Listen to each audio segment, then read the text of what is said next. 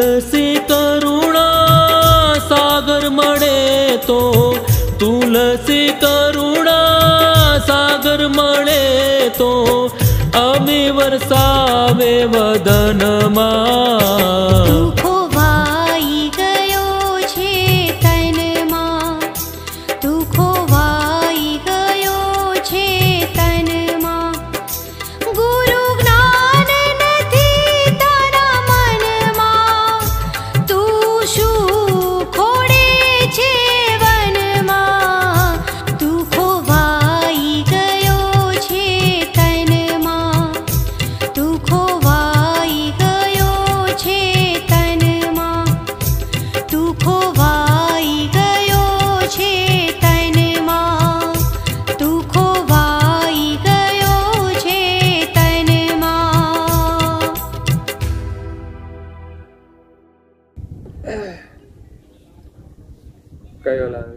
सब केवल साहेब, सब केवल साहेब, सब केवल साहेब.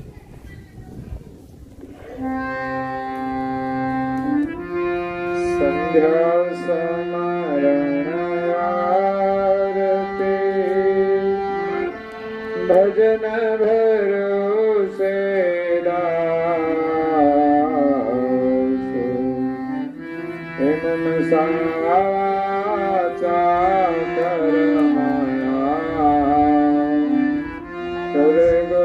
चरण निवास. गुरु की जय मंदगी कोटि कोटि प्रणाम. कीर्तन जानत ब्रह्म सोई कर ले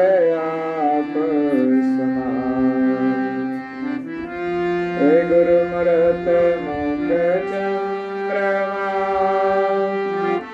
सेवक नैन जगो अष्टपार नीलकत सोई गुरु मरत किया.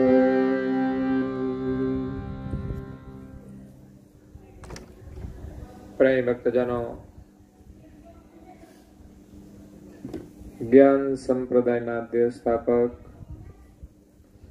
अनंत ब्रह्मांडाधीश विश्व नियंता सकर्ता सत कैवलना महाद सजाण जाण अलौकिक दिव्य स्वरूप ने अनेक न्यायों द्वारा प्रत्यक्ष प्रमाण थी स्व अनुभव थी प्रतिपादन करी आपनार परम मोक्षना दाता अनंत अंशोना तारणहार कैवल धर्म धुरंधर महान समर्थ परम श्रेष्ठ परम विभूतिवान परम दयाळु परम कृपा निधि सर्वज्ञ दिव्य परम गुरु श्रीमद करुणा सागर महाराज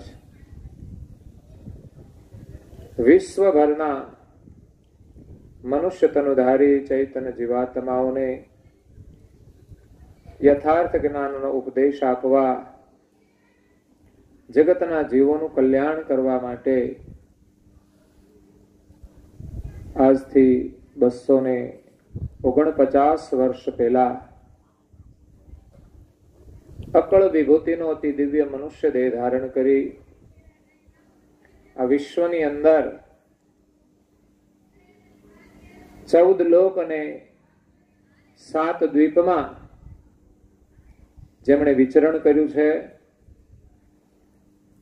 એવા અંતિમ જંબુદ્વીપમાં ભારત દેશની અંદર ગુજરાતમાં ચરોતરની ભૂમિમાં એક બાલ સ્વરૂપે પ્રગટ થઈ સૌભાગ્યવતી હેતબાઈ માતાને મળ્યા.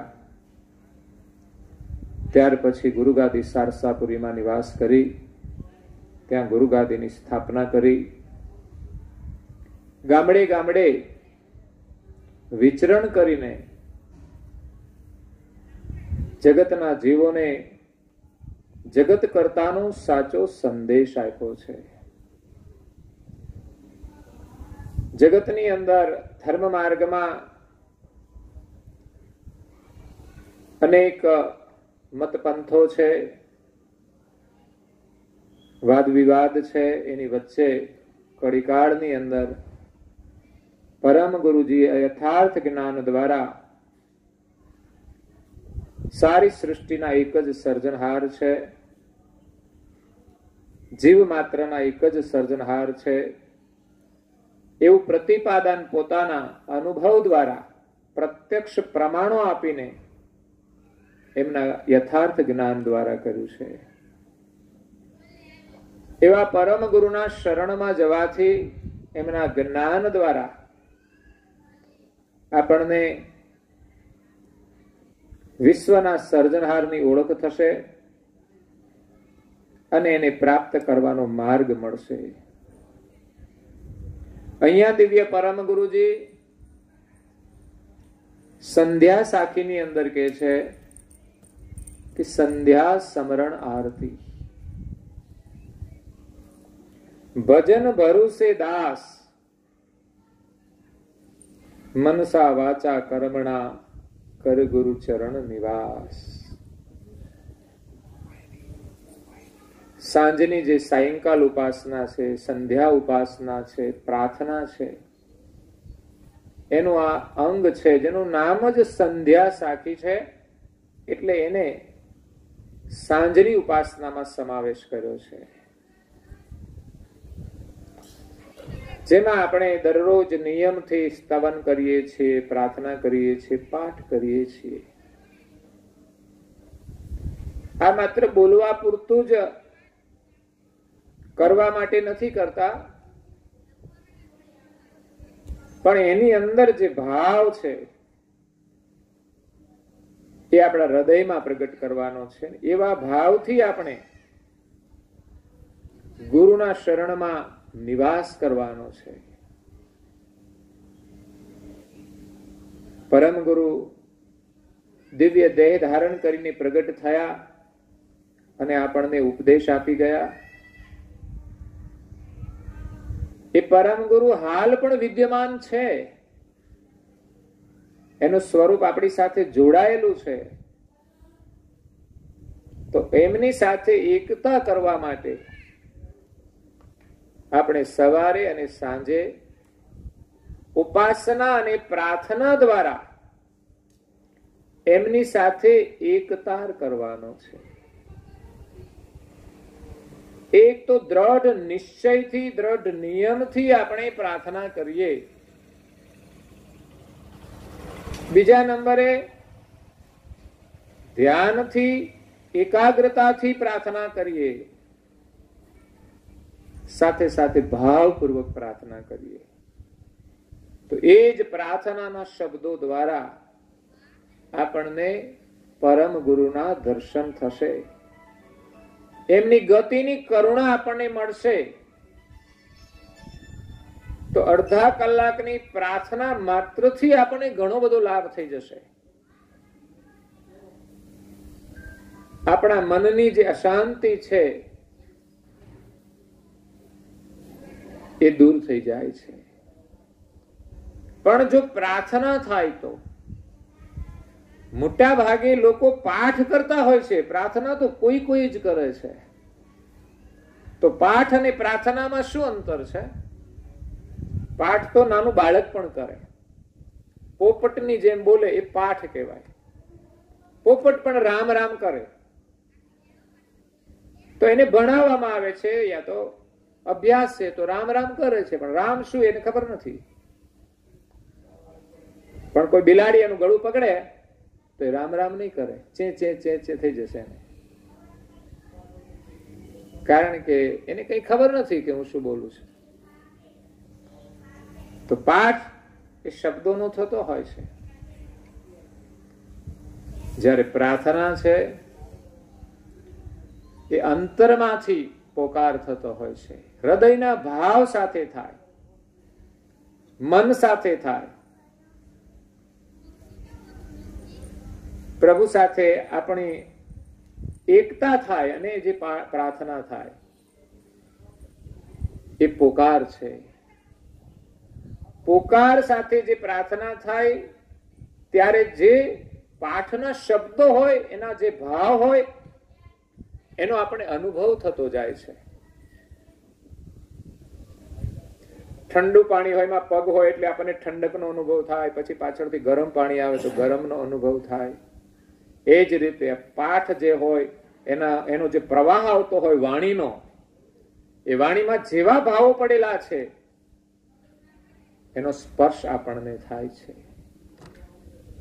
જે દવા પીએ છે એની શરીરને જેમ અસર થાય, એમ વાણી છે એ એવું પાણી છે, એવી ઔષધિ છે કે જે આપણા અંદર અશાંતિ હોય, બીમારી હોય, એના ઈલાજ માટે અસરકારક બને છે. પ્રાર્થના જ્યારે કરુણ ભાવ હોય ત્યારે આપણી આંખોમાંથી અશ્રુઓ પણ વહેવા માંડે છે. આપણી આંખોની એકતા, આપણા સન્મુખ જે ગુરુ મહારાજનું સ્વરૂપ બિરાજમાન હોય એના સ્વરૂપ સાથે સમરસ થઈ જાય. જે મીરાબાઈ કૃષ્ણની મૂર્તિમાં સમાઈ ગયા તો શરીર નહીં પણ એમની જે સુરતા છે એ સમાઈ જાય, એટલે પોતે એમાં સમાઈ જાય છે. શરીર તો શરીર છે, તો પંચભૂતનું પંચભૂતમાં મળી જશે.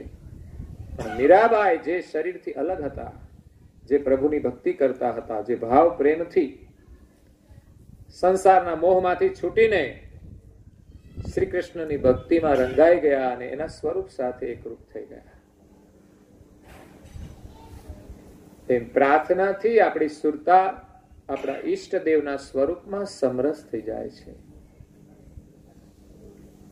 આજે મેં ગોળીપદ ગાયું હતું સંધ્યા ઉપાસનાની અંદર કે પ્રગટ મનુજ અવતારા, કૈવલ કુલ પ્રગટ મનુજ અવતારા. કૈવલ કુળમાંથી આખા વિશ્વનું એક કુળ છે, જ્યાંથી બધા અંશો આવ્યા છે. એટલે આપણા બધાનું એક જ કુળ. આ સંસારમાં બધાના કુળ અલગ હોય, પણ આ અંશો જે આવ્યા છે બધા એક કૈવલ કુળમાંથી આવ્યા છે. જગતનું સર્જન કરનાર જે સર્જનહાર છે એ કૈવલ કુળના આપણે અંશો છીએ. તો પ્રગટ મનુજ અવતારા, એ કૈવલ ધામમાંથી દિવ્ય પરમ ગુરુ સર્જનહારના પરમ વિશેષ અંશ, સર્જનહારની આજ્ઞાથી, સર્જનહારનો સંદેશ લઈને, સર્જનહારનું જ્ઞાન લઈને આ વિશ્વની અંદર મૃત્યુલોકમાં માનવ દેહ ધારણ કરીને પ્રગટ થયા છે.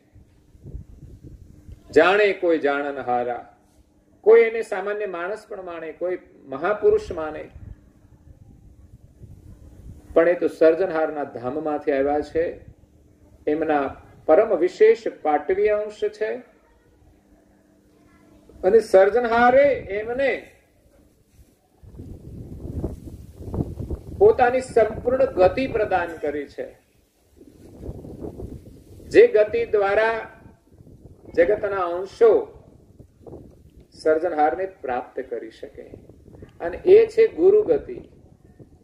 એટલે પરમ ગુરુ આ વિશ્વની અંદર આખા વિશ્વના ગુરુ રૂપે પ્રગટ થયા છે.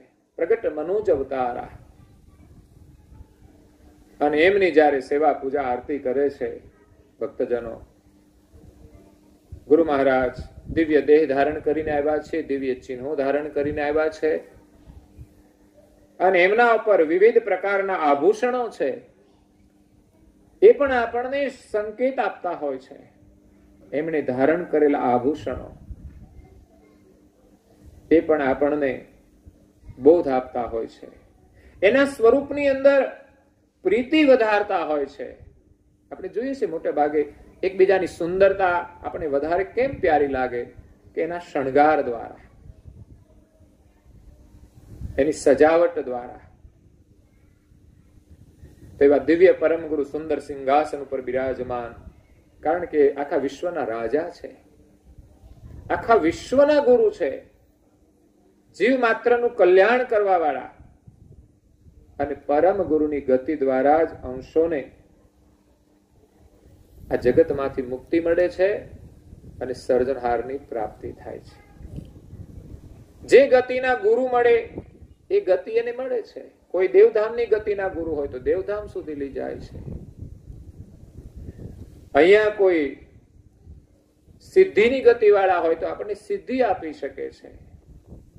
એમ સર્જનહારની પ્રાપ્તિ કરવા માટે આ જગતની અંદર એક સમર્થ ગુરુ છે, એ પરમ ગુરુ, જેનું નામ છે કરુણાસાગર. જે કર્તાના પરમ વિશેષ અંશ છે અને કૈવલ વેદતા, આ સંબોધન એમને લાગે છે, આ વિશેષણો એમને લાગે છે, આ એની પ્રોપર ઓળખ છે. બીજા અનેક રીતે એના સંબોધનો થતા હોય, પણ પરમ ગુરુની મૂળ ઓળખના જો વિશેષણ હોય તો એ પરમ ગુરુ, પરમ વિશેષાંશ, કૈવલ વેદતા, કરુણાસાગર. આ એની ગતિના સંબોધનો છે તો એ પરમ ગુરુ છે. અને એની આપણે સંધ્યા ઉપાસના કરીએ ત્યારે આપણે દીવા અગરબત્તી પણ કરીએ છીએ. એક પ્રતીક છે દીવા, એ પ્રકાશનું પ્રતીક છે. એમ આપણા અંદર પણ જ્ઞાનનો દીપક પ્રગટાવવાનો છે. પેલું નિમિત્ત છે. બહાર અગરબત્તી કરીએ તો એ નિમિત્ત છે કે અગરબત્તી પોતે સ્વયં બળીને બીજાને સુવાસ આપે છે. એમ જ આપણે જીવનમાં કોઈના માટે દુઃખ સહન કરીને બીજાને શ્વાસ આપવાની છે. અગરબત્તી એક વૈરાગનું પ્રતીક છે કે સંસારથી આપણે બળવાનું છે અને સુગંધ પ્રસરાવાની છે. અગરબત્તી બળે તો જ સુગંધ આવે છે. એમ સંસારની આસક્તિઓ બધી બળી જાય પછી એની અંદરથી પ્રભુ પ્રેમની, પ્રભુ સ્મરણની, પ્રભુ સેવાની, પ્રભુ ધ્યાનની એક સુગંધ આવતી હોય છે. હર કોઈ વ્યક્તિ જેટલી વૈરાગી બને છે એટલી જ એના જીવનમાંથી એક વિશેષ સુગંધ પ્રગટ થાય છે અને લોકોનું આકર્ષણ એના પ્રત્યે વધે છે. ભલે નહીં ઉઘાડા પગે ચાલતા હોય, સામાન્ય કપડા પહેરેલા હોય, પણ વૈરાગની સુવાસથી લોકો એમનાથી આકર્ષિત થાય છે. મહાન તપસ્વી રઘુરામ મહારાજ, પરમ ગુરુના તપસ્વી શિષ્ય, જેમણે યોગ અને વૈરાગ ધારણ કરીને સાધના કરી, એક માત્ર લંગોટી પહેરીને અને માત્ર શરીરના પોષણ માટે આહાર લઈને, સિવાય કોઈ ભોગ વિલાસ નહીં, માત્ર ને માત્ર હરિનું સ્મરણ, જે માત્રનું કલ્યાણ કરવાનો ઉદ્દેશ, અને એને ગામડે ગામડે વિચરણ કર્યું. આજે આપણા સૌના માટે આકર્ષણનું કેન્દ્ર બને છે. એમનું દર્શન આપણા માટે વૈરાગની પ્રેરણા આપે છે, તપ કરવાની પ્રેરણા આપે છે. રઘુરામ મહારાજ પણ એક મનુષ્ય હતા અને આપણે પણ મનુષ્ય છીએ. એમણે આટલું તપ કર્યું છે, આપણાથી થોડું તો થાય જ ને. એમણે સંસારનો ત્યાગ કર્યો એટલે વિશેષ તપ કર્યું. આપણે સંસારમાં રહીને તપ કરવાનું છે. તો પરમ ગુરુની આપણે સંધ્યા પ્રાર્થના કરીએ, એમનું દર્શન કરીએ. સંત સજ્જન આરતી સજ્જ ઠાડે. આરતીની અંદર આમ સજ્જ થઈને ઉભા. સજ્જ એટલે એવું નહીં કે ભાઈ લગ્નમાં જવું હોય ને જેમ આપણે તૈયાર થઈને જઈએ, એવી કોઈ તૈયારી નથી, પણ ભક્તિ ભાવથી સજ્જ થઈને ઉભા છે. સંત સજન આરતી સજ્જ ઠાડે. આરત સાથે ઉભા છે, આરતીના દર્શનમાં ઉભા છે. આરતી દર્શનનું મહત્વ છે. આપણે એકાગ્રતાથી, ધ્યાનથી પ્રાર્થનામાં બેસીએ. બહુધા આપણું મન સંચળ હોય તો આડું અવડું જોયા કરે છે. બાકી ઘણાને આપણે જોઈએ પ્રાર્થના કરે ત્યાં સુધી એની આંખો બંધ હોય, તો બહારનું કઈ જોવાની ઈચ્છા નથી. અને કદાચ ખુલ્લી રાખે તો આપણા સન્મુખ ગુરુ મહારાજ બિરાજમાન હોય તો એમના સન્મુખ, કદાચ ફોટો ના હોય, કઈ મુસાફરી કરતા હોય તો આંખો બંધ કરીને કરીએ. બીજું કઈ દ્રશ્ય જોઈએ એના કરતા આંખો બંધ કરીને પ્રાર્થના કરીએ અને પ્રાર્થના સાથે આપણી સુરતા દ્વારા આપણે એનું દર્શન કરીએ. સંત સજ્જન આરતી સજ્જ ઠાડે. આ ઉપાસનાની વિધિ બતાવી છે. જોડી કર. આજે ઉપાસનામાં હાથ જોડીને ઉભા રહેવાનું હોય છે. આરતીના સમયે આપણે હાથ જોડીને પ્રાર્થના કરીએ એમ કે છે. જોડી કર સુરત સકારા. અને આપણી સુરતા એના સ્વરૂપમાં, સ્વરૂપનું દર્શન કરવામાં એક રૂપ બની જાય. નિરખી રૂપ સુરતાથી ગુરુ મહારાજના સ્વરૂપનું આપણે દર્શન કરીએ, જેનું જ્ઞાન સ્વરૂપ છે, દિવ્ય સ્વરૂપ છે. એમના દરેક અંગોનું દર્શન આપણને દિવ્યતાનો અનુભવ કરાવે છે. આ માત્ર સ્થૂલ દર્શન નથી હોતું. ગુરુ મહારાજના નેત્રો જે છે, એમની કરુણા દ્રષ્ટિ આપણા ઉપર પડી જાય, એમના મુખારવિંદમાંથી નીકળતી જે અમૃત વાણી છે એ આપણને સાંભળવા મળી જાય તો આપણે પાવન થઈ જઈએ. એટલે એનું સ્વરૂપ એટલું સુંદર છે કે જેની આંખોમાં કરુણા છે. બાકી બહારથી બધું સુંદર દેખાતું હોય પણ આંખોની અંદર કરુણા ન હોય, પ્રેમ ન હોય તો એ સ્વરૂપ સુંદર નથી. ફોટામાં સુંદર આવે પણ વાસ્તવિક સ્વરૂપની સુંદરતા કે જેમની આંખોમાંથી કરુણા નિરંતર વરસે છે, કૃપા વરસે છે, જેમના મુખમાંથી નીકળતી વાણી જીવ માત્રનું કલ્યાણ કરે છે, એ સિવાય એના મુખમાંથી કશું જ નીકળતું નથી. અને આપણે તો કેટલી બધી વાતો કરતા હોઈએ છીએ, જરૂરી બિનજરૂરી. એ આપણી સુંદરતાને બગાડે છે. આપણે કઈ બિનજરૂરી બોલીએ, અયોગ્ય બોલીએ, અશુભ બોલીએ, અસત્ય બોલીએ, ત્યારે જ આપણી છબી ખરાબ થતી હોય છે. માણસ સારું બોલે તો એ બધાને પ્રિય લાગે છે. એમ પ્રભુનું સુંદર સ્વરૂપ આપણે નિહાળવાનું છે. જોડી કર સુરત સકારા, નિરખી રૂપ રસ લીન. એના સ્વરૂપમાં આપણી સુરતા લીન થઈ જાય અને એક સુંદરતાનો રસ લેવાનો છે કે જેમ એક ભમર કમળની અંદરથી જેમ રસ લે છે, એમ પરમ ગુરુના સ્વરૂપનું રસપાન કરવાનું છે. રૂપનું પણ એક રસપાન હોય છે, પણ આ રૂપ એવું છે કે જે આપણને રૂપ વિકારમાંથી છોડાવી દે. દુનિયાના જે રૂપ છે રજોગુણ પ્રધાન છે, તો આપણા મનને, દ્રષ્ટિને વિકારી બનાવી શકે છે. જો આપણી પાસે દ્રષ્ટિ ના હોય તો ગુરુ મહારાજનું સ્વરૂપ તો એટલું સુંદર અને પવિત્ર અને નિર્મળ છે, અને એટલું સુંદર છે કે જે કોઈ દર્શન કરે એની દ્રષ્ટિ નિર્મળ થઈ જાય.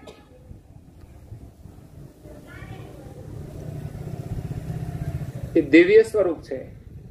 કારણ છે કે કરુણાસાગર મહારાજે જે શરીર ધારણ કર્યું છે એ શરીર માતાના ગર્ભથી બનેલું નથી.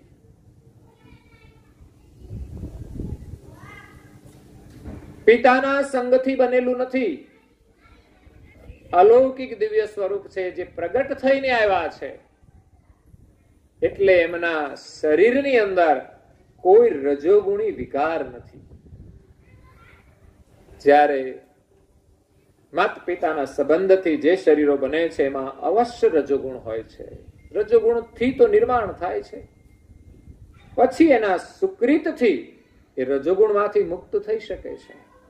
જ્ઞાનથી, સત્સંગથી, ભજનથી, સેવાથી, સ્મરણથી. કે શરીર તો શરીર છે, નશ્વર છે, એની સુંદરતા કાયમ નથી. એ અનેક પ્રકારે વિચારીને માણસ એના વિકારથી બચી શકે છે. જે શરીર કાયમ સુંદર રહેતું નથી, કાયમ સુખ આપતું નથી, પણ એની અંદર જે ચૈતન છે એ સુંદર છે. શરીરની સુંદરતા પણ ચૈતન્યને લઈને તો છે. તો મહત્વ ચૈતન્યનું હોય છે. જ્યારે આપણે ચૈતન્યને ભૂલીને મહત્વ શરીરને આપવા લાગીએ છીએ. ચૈતન માટે બહુ જ ઓછો સમય મળે છે, જ્યારે શરીર માટે આખી જિંદગી આપણે સમાપ્ત કરી દઈએ છીએ. આપણા જીવનનું જે મૂલ્ય છે એના માટે ઓછો સમય મળે છે, અને જે નથી જરૂરી એના પાછળ આપણે વધુ સમય બરબાદ કરી દઈએ છીએ. મતલબ કે નશ્વરની પાછળ આપણે સંપૂર્ણ જીવન ખર્ચી નાખીએ છીએ. એમાં શાશ્વતનું ચિંતન તો ક્યારેક ક્યારેક જો ગુરુ મહારાજની કૃપાથી થાય તો ગુરુ મહારાજના શરણે જઈએ, એમાં આપણી શ્રદ્ધા હોય, એમના વચનો શ્રવણ કરીએ, એમની આજ્ઞાઓ શ્રવણ કરીએ, અને એમાંથી આપણે સંકલ્પ લઈને એમની આજ્ઞાનું પાલન કરીએ તો જ થાય છે શાશ્વતનું ચિંતન. સંધ્યા, શુભ પ્રાતઃ ઉપાસના એ આપણને ચૈતન્યનું ચિંતવન કરાવે છે. ધ્યાન ભજન ચૈતન્યનું ચિંતવન કરાવે છે. સેવા એ ચૈતન્યનું ચિંતવન કરાવે છે. એ સિવાય જે જડ પદાર્થો માટે આપણે દોડીએ છીએ, જે આખર બધું છોડીને જવાનું છે, કરવાનું છે, જીવનમાં જરૂરી હોય એટલું અવશ્ય કરવું જોઈએ, પણ વિશેષ આપણે આપણું ચિંતન કરવું જોઈએ, આપણો વિચાર કરવો જોઈએ. એટલે એના માટે સંધ્યા ઉપાસના છે. ગુરુ મહારાજનું દર્શન છે કે જે આપણને શરીરના વિકારમાંથી છોડાવે. નિરખી રૂપ રસલીન સુરત છબી હો ગઈ ચિત્ર આકારા. પરમ ગુરુનું જે સ્વરૂપ છે તે મય સુરતા બની જાય છે. પછી એની દ્રષ્ટિમાં દુનિયાના કોઈ પદાર્થો રહેતા નથી, બીજું કોઈ દ્રશ્ય રહેતું નથી, બધું સમાઈ જાય છે. એવું અનુપમ સ્વરૂપ છે. એટલે આરતી દર્શનનું મહત્વ છે કે કઈ રીતે આરતીમાં ઉભા રહેવું, કઈ રીતે પ્રાર્થના કરવી. પુષ્પાંજલિ, સ્તુતિ, વિનય, વિધિ, આ પુષ્પની અંજલિ છે. પ્રાર્થના એક પ્રકારની પુષ્પાંજલિ છે. સ્તુતિ, વિનય, વિધિ, વિનયપૂર્વક કરવાની, વિધિપૂર્વક કરવાની, એક પ્રાર્થનાની પુષ્પાંજલિ છે.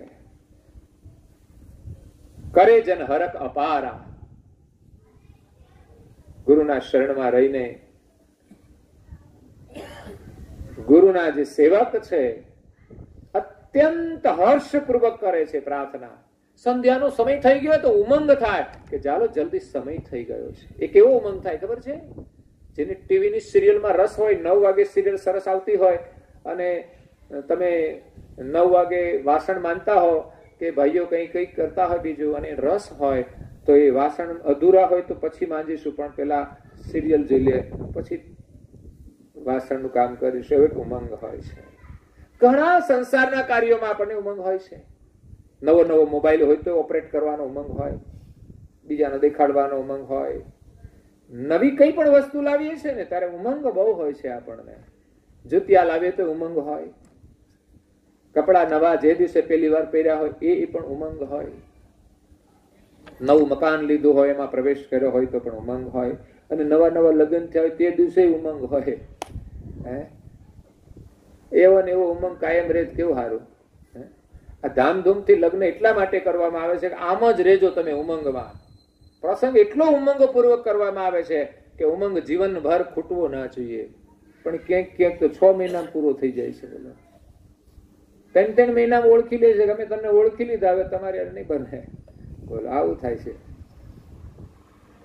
એની ઈચ્છા પ્રમાણેનો મોબાઈલ ના લઈ દે તોય મુશ્કેલી થાય છે. બોલો એ કે અમારે તો પેલો જોઈતો તો કેવો આઈફોન જોઈતો હતો, તમે તો એમાંય લઈ દીધો.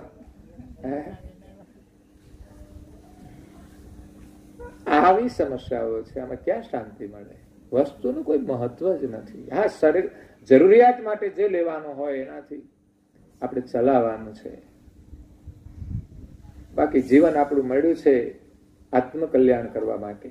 પ્રભુની પ્રાર્થનામાં આપણે રસ હોવો જોઈએ. આપણા પરિવારમાં દરેક સભ્યોમાં આ સંસ્કાર અવશ્ય હોવા જોઈએ. બાળકો ભણતા હોય તો એને થોડી પ્રાર્થના આપો. આપણે પૂર્ણ પ્રાર્થના કરવી જોઈએ. પછી આપણે એવો ધંધો કરીએ કે આપણને એમાંથી પણ સમય ન મળે તો પછી એ ધંધો આપણે નુકસાની નો કહેવાય. જે ભગવાને જીવન આપ્યું છે એની પ્રાર્થના માટે આપણને અડધો કલાકનો સમય ન મળે તો એ નુકસાનીનો ધંધો છે. ઘણા લોકો ભૌતિક રીતે કદાચ કમાતા પણ હશે, પણ જીવન તો નુકસાનીમાં જવાનું છે. એટલે માત્ર ભૌતિકનો જ વિચાર નથી કરવાનો, સાથે સાથે આધ્યાત્મિક વિચાર કરવાનો છે, આત્મિક વિચાર કરવાનો છે કે આપણું કલ્યાણ થાય એવું તો કંઈક કરી લઈએ, આત્મ શાંતિ મળે એવું તો કરી લઈએ. આ તો શરીર ચાલે ત્યાં સુધી બધું થાય છે, ન ચાલે ત્યારે શું કરવાનું, ત્યારે શું કરીશું એની પણ તૈયારી કરી લેવી જોઈએ. અને શરીર છોડીને જઈશું ત્યારે અહીંથી લઈશું જઈશું એની પણ તૈયારી કરવી જોઈએ. લઈ જવાની છે આત્મ શાંતિ સિવાય બીજું કઈ નથી આવતું. કર્મ સાથે આવે છે તો વિચારવાનું કેવા કર્મ લઈ જવાના છે. સારા કર્મ લઈ જવાના છે. શાકભાજી લેવા જઈએ ત્યારે હારું જ લઈએ છે, ખરાબ લેતા નથી. તો જીવનમાં એ જ રીતે આપણે સારા કર્મો જ પસંદ કરવા જોઈએ, બિનજરૂરી કર્મ ક્યારે નહીં કરવા જોઈએ. સંધ્યા સ્મરણ આરતી ભજન ભરોસે દાસ. ભગવાનના ભજનમાં આપણને ભરોસો હોવો જોઈએ. તો સંધ્યાના સમયે આપણે સ્મરણ કરીએ, આરતી કરીએ, પ્રાર્થના કરીએ. આરતી એટલે દીવો તો કરીએ, પણ આરતી એટલે પ્રાર્થના છે. આરત આરતી આરત પૂર્વક સુરતા કરી લીધી. સુરતા રૂપી હાથમાં આરત જે આપણી છે, આરત એ આરતી છે અને સુરતા એ કર છે. તો સુરતા રૂપી કરની અંદર સુરતા પરમ ગુરુમાં જોડો અને એમાં આરતી હોય, આપણી આરત હોય તો પરમ ગુરુનું દર્શન થાય છે. તો આરતી કરવા માટે હાથ જોઈએ અને આરતી જોઈએ તો આપણી સુરતા છે, આરત છે એ જ આરતી છે અને સુરતા એ હાથ છે. એ રીતે આપણે આરતી કરવાની છે. સંધ્યાના સમયે આપણા માટે પ્રાર્થનાનો ઉત્તમ સમય સંધ્યાનો માનવામાં આવ્યો છે. એક સવારે સંધ્યા આવે કે રાત્રિ પૂરી થાય અને દિવસ શરૂ થાય એનો મધ્ય ભાગ એને સંધ્યા કહેવાય, સંધિ. સાંજે દિવસ પૂરો થાય ને રાત્રિ શરૂ થાય એના મધ્ય ભાગે સંધ્યા આવે છે. જોકે મધ્યાહને પણ સંધ્યા આવે છે, પણ એ સંધ્યાને આપણે બહુ મહત્વ નથી આપ્યું, માત્ર ખાવાને મહત્વ આપ્યું છે. 3 સંધ્યાએ ખાવું, પણ સાથે સાથે ગાવું પણ જોઈએ.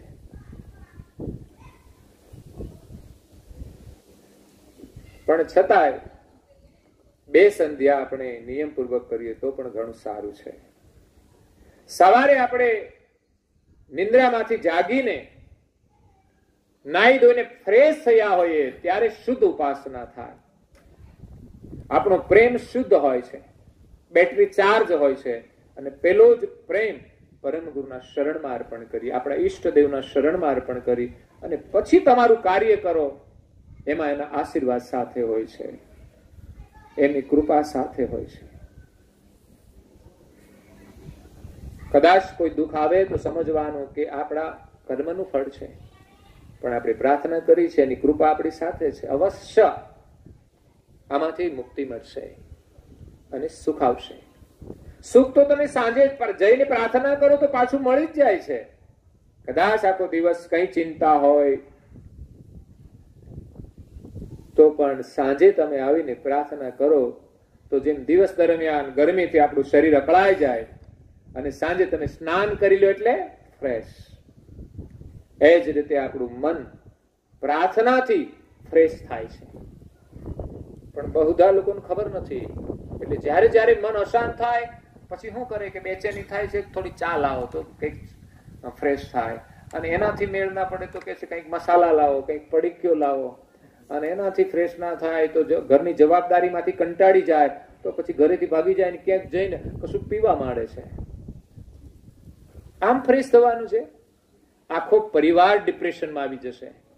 વ્યસનથી તમે ફ્રેશ નહીં થાવ, તમે ખુદ ડિપ્રેશનમાં આવતા જશો, વધુ ને વધુ સેવન કરતા જશો અને શરીર અને જીવનનું પતન થઈ જશે.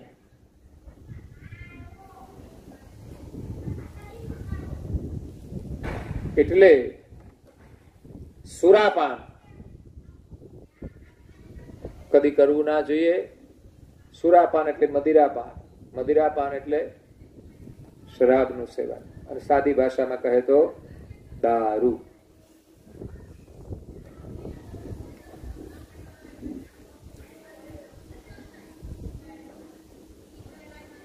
દારૂ, માંસાહાર, ઈંડા આ કોઈ માણસને ખાવાની વસ્તુ નથી. ભલે ખાતા હશે,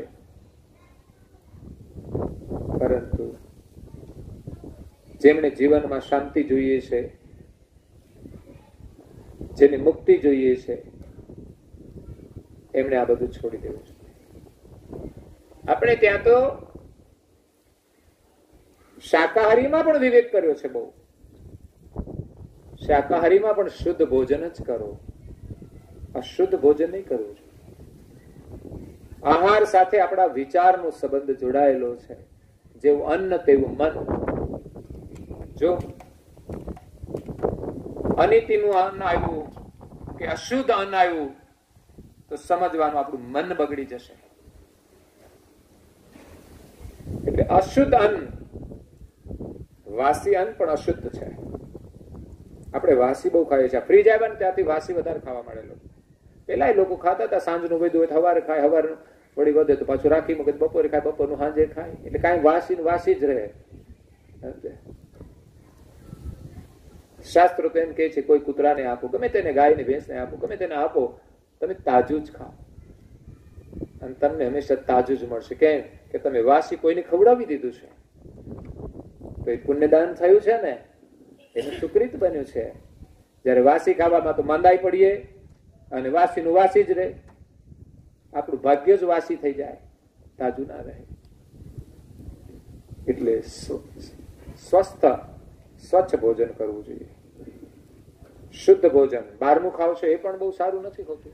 ક્વોલિટી કેવી હોય ભગવાન જાણે. ટેસ્ટ હોય પણ ક્વોલિટી ના હોય તો પણ એ અશુદ્ધ ભોજન છે. અનિતિનું ભોજન પણ અશુદ્ધ છે. એટલે શુદ્ધ આહાર લેવો જોઈએ. ડિપ્રેશનમાંથી બહાર આવવા માટે વ્યસનનું સેવન નહીં, પ્રાર્થનાનો સહારો લો, સેવા કાર્યનો સહારો લો, સ્મરણનો સહારો, સદ વચનો શ્રવણ કરો. હું તો કહું છું ઘરમાં મા બાપ હોય ને એની સેવા કરો ને તોય તમે ડિપ્રેશનમાંથી બહાર આવી જશો. મા બાપ આશીર્વાદ આપે ને તોય તમારું કલ્યાણ થઈ જશે. પછી એથી વિશેષ કલ્યાણ માટેના આશીર્વાદ કોઈ સાધુ સંત હોય છે, ગુરુજનો હોય છે. આ જગતની અંદર અનેક દેવતાઓ છે, એની આરાધના ઉપાસનાઓ કરે છે, જેનાથી મનને થોડી શાંતિ મળતી હોય છે. એટલે સંધ્યા સમય ઉપાસના કરવી જોઈએ. સમય જ અનુસાર થાય તો વધુ ઉત્તમ છે, પણ આગળ પાછળ થાય તો પણ અવશ્ય કરવી જોઈએ. પ્રાર્થનાનું મહત્વ છે નિયમથી કરીએ, પ્રેમથી કરીએ, એકાગ્રતાથી કરીએ. સંધ્યાના સમયે મહાપુરુષો એમ કહે છે કે પ્રભુનું સ્મરણ સિવાય કંઈ જ નહીં કરવું જોઈએ. જે સંધ્યાનો સમય હોય એ સમયે આપણે કોઈ પણ બીજું કામ કરીએ તો એમાં આપણને લાભ થતો નથી, પણ હાનિ થવાની સંભાવનાઓ છે, એવું કહ્યું છે.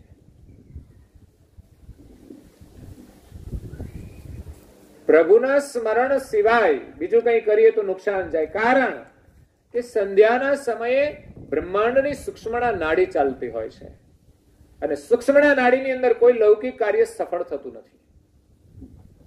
આપણી ખુદની સૂક્ષ્મણા નાડી ચાલતી હોય તો પણ આપણે લૌકિક કાર્યોમાં નિષ્ફળ જઈએ છીએ. તો એ નાડી માત્ર ને માત્ર આત્મકલ્યાણ કરવા માટે આશીર્વાદરૂપ છે. બીજી કોઈ નાડી દ્વારા, પિંગલા કે પિંગલા દ્વારા આપણે આત્મકલ્યાણ નથી કરી શકતા. એ લૌકિક કાર્ય માટે લાભરૂપ હોય છે. બ્રહ્માંડમાં સૂક્ષ્મણા નાડી ચાલતી હોય એટલે બ્રહ્માંડના તત્વોનો આપણને સહયોગ મળે. પ્રભુ સાથે એકાગ્રતા કરવામાં, એની પ્રાર્થના કરવામાં, બ્રહ્માંડની જે વિષમતાઓ હોય એ સમયે સૂક્ષ્મણાને લઈને શાંત થઈ જતી હોય છે. અને આપણામાં પછી આપણે એકાગ્રતાથી કરીએ તો એમાં પણ સૂક્ષ્મણા ચાલે, તો ભગવાનની કરુણા છે આપણને મળે છે. એટલે સંધ્યાના સમયે ભોજન ન કરાય, સંધ્યાના સમયે નવાય નહીં, સંધ્યાના સમયે જે કંઈ કરીએ છીએ કામ કરીએ તો પણ એમાં હાનિ થતી હોય છે, એમ શાસ્ત્રો કહે છે. એટલે જ્યાં હોઈએ ત્યાં આપણે 5-10 મિનિટ માટે પણ પ્રાર્થનાનો સમય કાઢી શકીએ છીએ. પછી ઘરે આવીને તમે જેટલું કરો વધારે. એવું નહીં કે સંધ્યાનો સમય ચાલ્યો ગયો એટલે પછી પ્રાર્થના ન થાય. આપણે રોજ જે સમયે જમતા હોય 8 વાગે, પણ કદાચ કોઈ કામ વશાત 9:30 આવ્યા તો શું એમ માનીએ છીએ કે 8 વાગ્યાનો ટાઈમ જતો રહ્યો, હવે હું નહીં જમું? ના, 9:30 પણ આવીને જમીએ છીએ. એમ આપણી પ્રાર્થના ઉપાસના જે કઈ નિત્ય નિયમ હોય, વહેલા મોડા આવીએ તો પણ થઈ શકે છે. પણ નિયમનું બહુ મહત્વ છે. અને જે પાઠ છે ને એના વચનો બહુ પવિત્ર છે. એ આપણા મનમાંથી પસાર થાય છે એટલે મનનું મંજન કરે છે. બુદ્ધિમાંથી પસાર થાય તો બુદ્ધિને શુદ્ધ કરે છે. ચિત્તને પણ શુદ્ધ કરે છે. મન, બુદ્ધિ, ચિત્ત આ બધું એની સાથે જોડાય છે. તન આપણું જોડાયું હોય તો તન પણ પવિત્ર થાય છે. બહુધા સ્નાન કરીને પ્રાર્થના કરતા હોય, સવારે તો કરીએ, સાંજે પણ કરી શકીએ, નહીં તો હાથ પગ ધોઈને આપણે પ્રાર્થના કરતા હોઈએ છીએ. એટલે સંધ્યાના સમયે સ્મરણ અને આરતી, પૂજા પાઠ આપણે અવશ્ય કરવા જોઈએ. ભજન ભરોસે દાસ. દાસને ભજનના, ભગવાનના ભજનમાં જ ભરોસો છે. અને એ જ પછી સંધ્યાનો સમય થાય એટલે ભગવાનનું ભજન કરી દે. સંધ્યાના સમયે સ્મરણ કરે, આરતી કરે, ધ્યાન કરે. મનસા વાચા કર્મણા કર ગુરુ ચરણ નિવાસ. ગુરુના ચરણમાં નિવાસ કરવાનો છે. મનથી પણ કરી શકાય. માનસી પૂજા છે. તમારી પાસે કોઈ સામગ્રી ન હોય તો પણ ચાલે. માનસી પૂજા. ગુરુ મહારાજ પ્રત્યક્ષ હોય તો આપણે એની પ્રત્યક્ષ સેવા કરીએ, પણ ન હોય તો મનથી પણ માનસી પૂજા થાય છે. આપણા ઈષ્ટદેવનો ફોટો હોય તો પણ આપણે એની માનસી પૂજા કરીએ તો પણ એની કૃપા આપણને મળે છે. જેમ કહેવાય છે કે પ્રયાગથી નજીક કોઈક નગર છે, ત્યાં ભીલોની વસ્તી હતી. અને ભીલોનો રાજા, નિષાદ રાજ, એ રાજા, એમની રાણી હતી સુલેખા. એમને ત્યાં એક પુત્રનો જન્મ થયો. નામ તો એનું બીજું હતું, પણ સમય જતા એ પુત્ર બહુ હોશિયાર હતો કે બાળપણની અંદર એ ભીલ હોવા છતાંય એનું કામ વિશેષ શિકાર કરવાનું હોય, એટલે તીર ને બાણ લઈને શિકાર કરતા હોય. પણ એટલું જ કરવા પૂરતું એનું કાર્ય નહોતું. એના મનમાં એક જિજ્ઞાસા હતી કે મારે એક શ્રેષ્ઠ ધનુર્ધર બનવું છે. તો એક દિવસ એ સળીથી ધનુષ્ય બનાવી, તીર બનાવીને એ નિશાન કરતો હતો. બાળપણમાં આપણે પણ કદાચ કર્યું હશે. રમકડાથી જયારે રમીએ ત્યારે વાંસની સળી વાંકી વાળીને દોરી બાંધી અને બીજી વાંસની સળીથી આપણે તીર ચલાવીએ છીએ. આવી ઘણી રમતો આપણે રમતા હોઈએ છીએ. ક્ષત્રિયના બાળકો હોય તો વિશેષ એની રમત હોય, ખેડૂતના બાળકો હોય તો ખેતીની રમત રમતા હોય.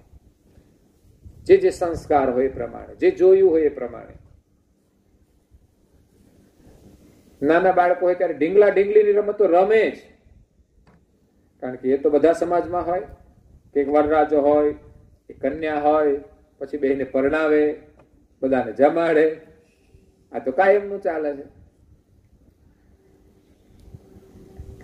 તો એ તીર ચલાવતો એક ઋષિએ જોયું. ભલે રમત હોય પણ બાળકની કુશળતાનો વિકાસ એમાં થાય છે. રમતથી પણ બાળકના મગજનો વિકાસ થાય છે, બુદ્ધિનો વિકાસ થાય છે. એટલે માણસે કંઈક ને કંઈક કરતું રહેવું જોઈએ. એની બુદ્ધિનો વિકાસ, એને ગમે તે કાર્યની અંદર ઉપયોગી થાય છે. તો એ બાળકને જોઈને ઋષિ ખુશ થઈ ગયા કે આ તો બહુ કુશળ બાળક છે. તો એ ઋષિ એમના પિતાને ત્યાં ગયા, નિષાદ રાજ, અને એમને કહ્યું કે તમારું બાળક બહુ તેજસ્વી છે, એને તમે ધનુર્વિદ્યા શીખવાડો, એ શ્રેષ્ઠ ધનુર્ધર થશે. તો એના પિતા એની નોંધ લીધી અને એને થયું કે એમને હું કોઈ શ્રેષ્ઠ ધનુર્ધારી જે ગુરુજન હોય એમના પાસે મૂકીને વિદ્યા શીખવાડું. તો એ સમયની અંદર ગુરુ દ્રોણાચાર્ય હતા. એમના બાળકને લઈને એ દ્રોણાચાર્ય પાસે ગયા કે અમારા બાળકને ધનુર્વિદ્યા શીખવી છે. પરંતુ દ્રોણાચાર્યએ સંકલ્પ કરેલો હતો કે હું કૌરવો અને પાંડવો સિવાય કોઈને આ ધનુર્વિદ્યા નહીં શીખવું. ભીષ્મ આગળ કઈ પ્રતિજ્ઞા લીધી છે, સંકલ્પ કરેલો. તો અમને કહ્યું કે હું તને વિદ્યા નહીં શીખવી શકું, મારો સંકલ્પ છે. પણ પેલો બાળક ગુરુ દ્રોણાચાર્યના દર્શન કર્યા અને પોતાના મનથી એમને ગુરુ માની લીધા કે આ જ મારા ગુરુ છે. અને પોતાના અંતરમાં એવી તાલાવેલી હતી કે બસ મારે ધનુર્વિદ્યા શીખીને જ ઘરે જવું છે, ત્યાં સુધી જવું. જો આવા સંકલ્પ હોય ને તો અવશ્ય કામ થાય છે. પણ આપણે તો આપણા સંકલ્પ જ નબળા હોય છે કે થાય તો ઠીક, નહીં તો પાછા ઘરે આવી જઈએ. એના કેટલા સંકલ્પ દ્રઢ હતા કે આ કરીને જ ઘરે જવું છે. એ જંગલમાં રોકાઈ ગયો, ત્યાં ઝૂંપડી બાંધી અને માટીની ગુરુ દ્રોણની મૂર્તિ બનાવી. એમણે પોતાના સન્મુખ રાખી અને સાક્ષાત ગુરુ મહારાજ બિરાજમાન છે એવી ભાવનાથી એના સામે પોતે અભ્યાસ કરે છે ધનુર્વિદ્યાનો. એક કુશળ ધનુર્ધારી બન્યો. એક દિવસ દ્રોણાચાર્ય એમના શિષ્યને લઈ અને જંગલમાં વિચરણ કરે છે. સાથે કૂતરું હતું. કૂતરું એમનાથી છૂટું પડી અને એને ઓલા ઋષિએ નામ આપ્યું હતું એકલવ્ય, કે આની એકાગ્રતા બહુ છે એટલે એનું એકલવ્ય નામ આપું છું. તો એ કૂતરું એકલવ્યના નજીક ગયું, એની ઝૂંપડી પાસે, જ્યાં એકલવ્ય ધનુર્વિદ્યાનો અભ્યાસ કરે છે. એની એકાગ્રતામાં વિક્ષેપ થાય છે કૂતરાના ભસવાથી. એટલે મરાય તો નહીં, કારણ કે તો પ્રાણી છે. એટલે એમણે પોતે પોતાની વિદ્યા દ્વારા એવા તીર ચલાવ્યા કે એક પણ તીર કૂતરાને વાગ્યું નહીં અને એનું મોઢું બાંધી દીધું. આવી પણ એક વિદ્યાઓ હતી કે એનું મોઢું બંધ કરી દીધું એટલે ભસી ના શકે. કૂતરું તો પાછું જતું રહ્યું ગુરુ દ્રોણ પાસે. ગુરુ દ્રોણે એ કૂતરાને જોયું ને એને આશ્ચર્ય થયું કે આવો શ્રેષ્ઠ ધનુર્ધારી કોણ છે? આ વિદ્યા ફક્ત મારા પાસે જ છે, હજુ મેં કોઈને આપી નથી. તો જે દિશામાંથી કૂતરું આવ્યું એ દિશા તરફ ગયા. ત્યાં એકલવ્યની ઝૂંપડી હતી, ત્યાં એકલવ્ય અભ્યાસ કરી રહ્યો હતો. એને પૂછ્યું કે આ કૂતરાને કોણે બાણ માર્યા? તો કે મેં માર્યા છે. આ વિદ્યા તને કોણે શીખવી? તારા ગુરુ કોણ છે? તો કે તમે છો. આ તમારું સ્વરૂપ છે સામે, એને રાખીને શ્રદ્ધાથી હું અભ્યાસ કરું છું. અને વિચાર કરો, એ મૂર્તિ જ છે. જ્યારે આપણે મૂર્તિમાં મૂર્તિ લાગે છે તો આપણું કામ થતું. પણ જે દિવસે એકલવ્યની જેમ મૂર્તિમાં પણ ગુરુનો સાક્ષાત્કાર થશે, કે ગુરુ ચૈતન્ય ભાવે દેખાશે, શ્રદ્ધાથી માને છે, તો એની વિદ્યાની કરુણા એને પ્રાપ્ત થાય છે. વિચાર કરો, આ છે શ્રદ્ધા. મૂર્તિ સામે પણ જો શ્રદ્ધા રાખવામાં આવે છે તો એ જે ગુરુ હોય છે એની કરુણા ચૈતન્યમાંથી આપણામાં આવે છે, કારણ કે વિશ્વાસથી આવે છે. આ એક પ્રમાણ છે કે ગુરુની મૂર્તિ સામે એને વિદ્યાનો અભ્યાસ કર્યો તો પણ એને વિદ્યા પ્રાપ્ત થઈ. પરંતુ દ્રોણાચાર્ય વિચારે છે કે જો આ એટલો શ્રેષ્ઠ ધનુર્ધારી રહેશે તો પછી મારો સંકલ્પ છે કે મારે અર્જુનને શ્રેષ્ઠ ધનુર્ધારી બનાવવો છે, તો એ નહીં બની શકે. એના દ્વારા જે કામ કરવાનું છે નહીં થઈ શકે. એટલે એની વિદ્યાને નિષ્ફળ કરવા માટે દ્રોણાચાર્ય કહે છે કે હું તારો ગુરુ છું, તે મારી પાસેથી વિદ્યા પ્રાપ્ત કરી છે, તો પછી તારે મને હવે ગુરુ દક્ષિણા આપવી જોઈએ. એકલવ્ય તો નિષ્ઠાવાન હતો, ત્યારે તો મૂર્તિ દ્વારા એમને વિદ્યા મળી હતી, એટલો નિષ્ઠાવાન હતો. જયારે ગુરુએ કહ્યું કે તું મને દક્ષિણા આપે, એકલવ્યે કહ્યું માગો તમે. આમ તો સ્વૈચ્છિક આપવાનું હોય કે જે આપવું હોય તે આપી શકાય, પણ માગવાનું કઈક તમે જે માગો તે આપો, એક સંપૂર્ણ સમર્પણ ભાવ છે. હા, આપણી ભાવના પ્રમાણે આપણે અર્પણ કરીએ, આપણું તન મન ધન સેવા એ આપણી ભાવના પ્રમાણે, પણ જયારે ગુરુની આજ્ઞા પ્રમાણે કરવાનું હોય અને એ આપણે સ્વીકારીએ ત્યારે પૂર્ણ સમર્પણ ભાવ હોય ત્યારે થાય છે કે તમે માગો તે હું આપીશ. ગુરુને જે માગવું હતું તે માગી લીધું. કે ધનુર્વિદ્યામાં મૂળ જો કોઈ યોગદાન હોય તો અંગૂઠાનું છે. અંગૂઠો ના હોય તો પછી એટલી કુશળ ધનુર વિદ્યામાં કામ નથી કરી શકતો. એટલે એમણે એનો અંગૂઠો માગી લીધો. એ જ મિનિટે એમણે અંગૂઠો કાપીને આપી દીધો છે. આ એનો સમર્પણ ભાવ હતો. જો કે અંગૂઠો ગયા પછી 4 આંગળી રહી, એનાથી પણ એને અભ્યાસની કુશળતા મેળવી અને છતાં એવો જ કુશળ ધનુર્ધારી બન્યો. આગળ જતા એમને કૌરવોના પક્ષમાં જરાસંઘ હતો અને એની સાથે યુદ્ધમાં રહીને એમને લડાઈ કરી, તો એની સામે કોઈ જીતી નહોતું શકતું, પણ એને મારવા માટે સ્વયં શ્રી કૃષ્ણને આવવું પડ્યું હતું. ત્યારે એનું મૃત્યુ થયું. ગુરુની કૃપા એવી છે, કદાચ અંગૂઠા માગી લે ને તો પણ એની ધનુર્વિદ્યા નિષ્ફળ નથી જતી. એની નિષ્ઠા કેવી છે. એટલે આપણા ઈષ્ટદેવની અંદર આપણી શ્રદ્ધા કેવી હોવી જોઈએ, એના માટેનો આ એક રૂપક દ્રષ્ટાંત છે.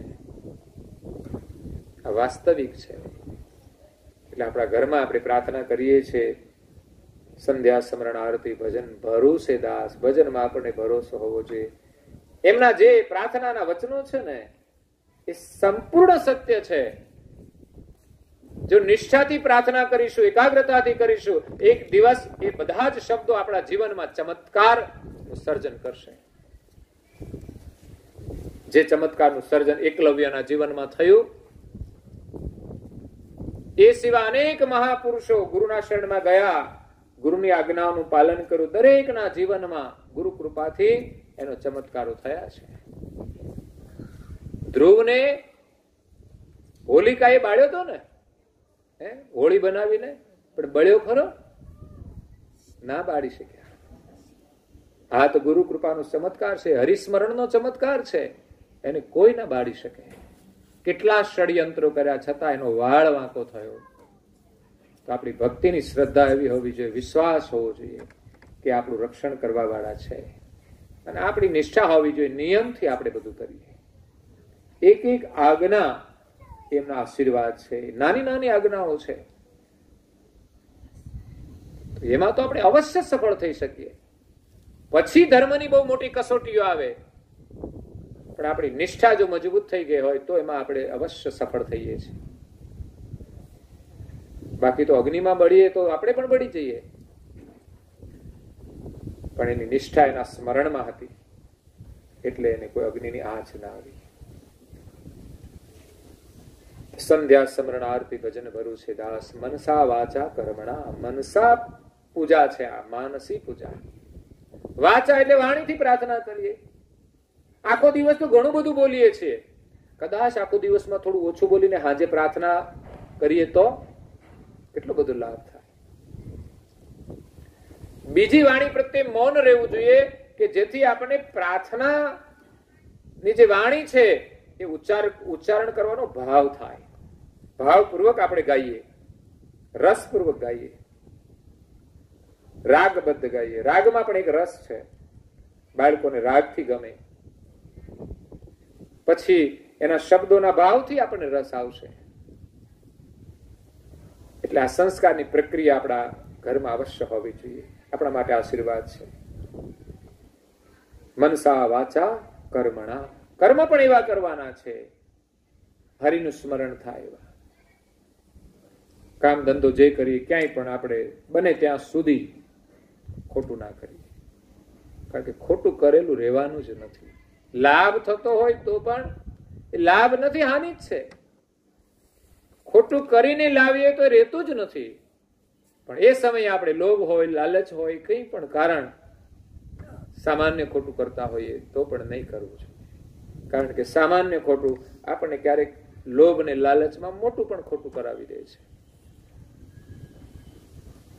લોભ એ પાપનો બાપ છે એમ કહ્યું છે. પાપને જન્મ આપનાર એનો બાપ એ લોભ છે. લોભના કારણે માણસ ભયંકર પાપો કરે છે. ચોરી કરે, દુરાચાર કરે, આ બધા લોભના કારણે થાય છે. સંપત્તિના લોભના કારણે માણસ પાપાચાર કરે છે. અને એ જ સંપત્તિ માણસ પાપાચારની અંદર વાપરે છે, ભ્રષ્ટાચારની અંદર વાપરે છે, દુરાચારની અંદર વાપરે છે. એટલે માણસ લોભના કારણે જે લાવે છે એને પાપાચાર તરફ લઈ જાય છે. તો મનસા વાચા કર્મણા કર ગુરુ ચરણ નિવાસ. મનથી, વાણીથી અને શરીરથી આપણે ગુરુ મહારાજના શરણમાં નિવાસ કરવાનો છે. મનથી માનસિક રીતે આપણે યાદ કરીએ, મનન કરીએ. વાણીથી એના ગુણગાન ગાઈને એમના શરણમાં રહીએ. અને શરીર દ્વારા કોઈ ક્રિયા કરીને, નિયમ લઈને, સેવા કરીને આપણે એના શરણમાં નિવાસ કરવાનો છે.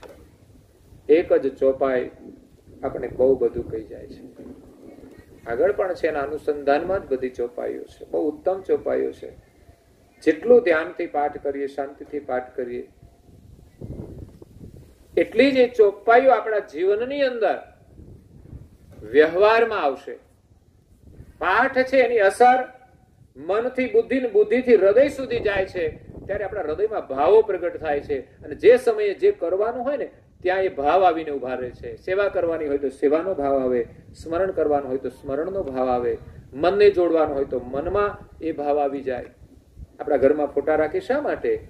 કે એનો આપણે દર્શન થાય. આપણે બોલીએ નહીં કશું, પણ દર્શન થાય તો પણ મનની અંદર સ્મૃતિ થાય છે. એટલે મન, વાણી અને શરીરથી આપણે ગુરુ મહારાજના શરણમાં નિવાસ કરવાનો છે. એના સાનિધ્યમાં રહેવાનું છે. એના સાનિધ્યમાં રહીશું ને તો જ શાંતિ મળશે. એ જ આશીર્વાદ છે. એનાથી આપણે બહાર જઈએ છીએ ત્યારે જ મુશ્કેલીઓ આવે છે. ગુરુ છીર છત્ર બિરાજે જેને, દમે કેમ કાળ માયા જગતને. જે ગુરુના સાનિધ્યમાં રહેતો હોય એને કાળ પણ કશું ન કરી શકે, એને માયા પણ દુખી ન કરી શકે. દમે કેમ કાળ, માયા અને જગત પણ આપણને હેરાન કરે છે, પણ ગુરુના સાનિધ્યમાં હોય એનો કોઈ વાળ વાંકો ના કરી શકે. પીડેન પિતૃ, એના પિતૃઓ પણ એને નડતા નથી. યક્ષ, દાનવ આ બધા જ નડે છે. દેવ, ક્યારેક દેવો પણ આપણા માટે અવરોધ કરે છે. ઘણા ઋષિ મુનિઓ સાધના કરતા હતા ત્યારે ઇન્દ્ર આવીને એને અવરોધ કરતો હતો. કોઈ અપ્સરાઓને મોકલીને એને ભ્રષ્ટ કરતો હતો. તો દેવો પણ અવરોધ કરી શકે. પીડેન પિતૃ યક્ષ દાનવ દેવ, સાચો પરમ ગુરુ સાથે અહમ મેવ. જો પરમ ગુરુ સાથે આપણો સાચો અહમ મેવ હશે તો કોઈ વસ્તુ આપણને નડશે નહીં. રાજા, રંક, ભૂત, પિચાસ, ક્યાંક રાજા રંજાડે, ક્યાંક રંક લોકો કે જે સંસ્કાર વિહીન હોય, આતતાઈ હોય, એવા લોકો પણ દુખી કરતા હોય છે જેમાં કોઈ સંસ્કાર ન હોય. તો ક્યાંક રાજા સત્તાના બળથી હેરાન કરે અને નાના લોકો સંસ્કારના અભાવે આપણને દુખી કરે, રસ્તામાં લૂંટી લે, ગમે તે કરે. રાજા, રંક, ભૂત, પિચાસ, ક્યારેક ભૂત નડે, ક્યારેક પિચાસ નડે. નવ ગ્રહ આદ્ય પનોતી સહેત, નવ ગ્રહ પણ નડે છે. કોઈને શનિ નડે, કોઈને રાહુ નડે, કોઈને કેતુ નડે. આ બધી વિધિ પછી કરાવવી પડે છે. પનોતી નડે, હાડા હાથી બેહી જાય. પછી એના જીવનમાં ક્યારે સુખ આવે? આ બધું માને છે લોકો અને થાય છે. બચવું હોય તો ગુરુના શરણમાં રહીને બસ વિશ્વાસ રાખીને પ્રાર્થના કરું, ગુરુ મહારાજ આપણને બધાથી સુરક્ષિત રાખશે. પણ સાચો અહમ્ય હોવો જોઈએ. નિત્ય નિયમ થી આપણે પ્રાર્થના કરીએ, નિષ્ઠાથી કરીએ, શ્રદ્ધા અને વિશ્વાસથી, તો ચોક્કસ આપણી રક્ષા કરશે. આજે અહીંયા આનંદ વાટિકાની અંદર આનંદ કરવાનો એક લાભ મળ્યો. વર્ષ પહેલા અમે અહીંયા આવ્યા હતા લગ્ન પ્રસંગ નિમિત્તે, ત્યારે કદાચ તમને ખ્યાલ હશે, અહીંયા પ્રવીણભાઈને ત્યાં પ્રસંગ રાખ્યો હતો.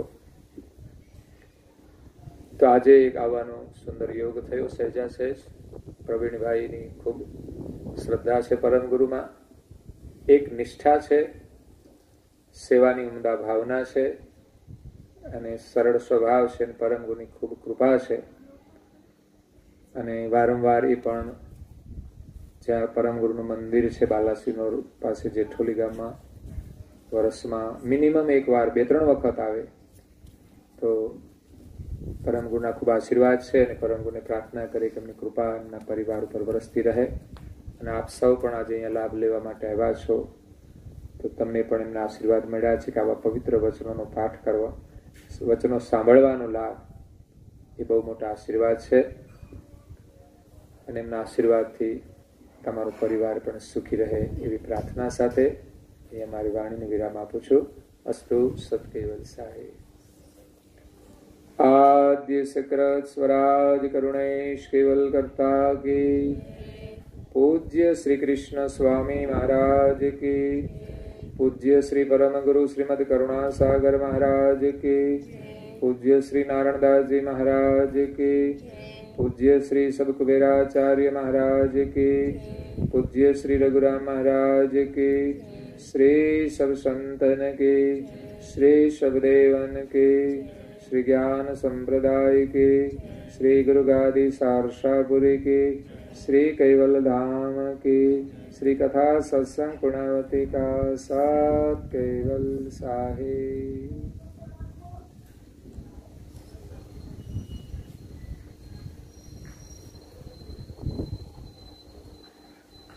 कैवल हंसो साथ केवल साहेब. बाजू बाजू